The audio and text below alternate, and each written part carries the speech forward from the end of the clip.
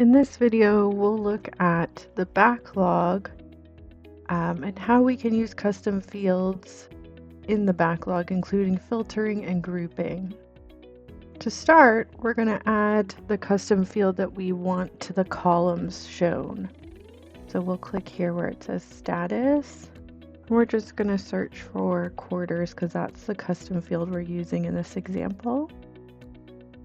We'll select that and press done. And now we can see that the items that do have quarters are showing them.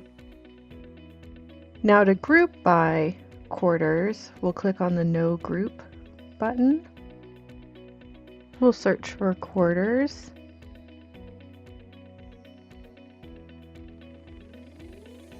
And now that we've selected quarters in the group by, we see that we have a section for Q1, Q2, and no group because we have 3 items that do not have a quarter associated with them.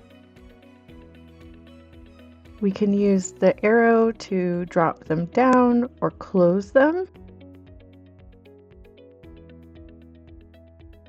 And now we'll remove our filter just in this example.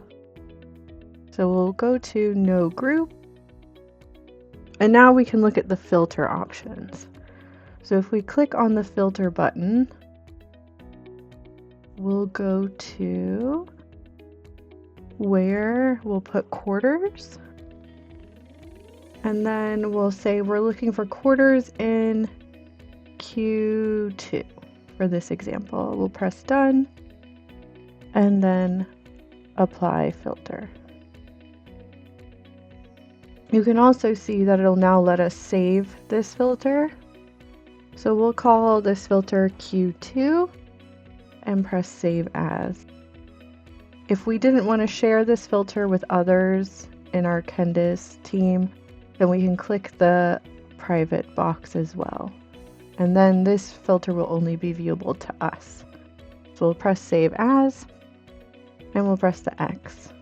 So now we can see that we've filtered and we're only seeing items from Q2.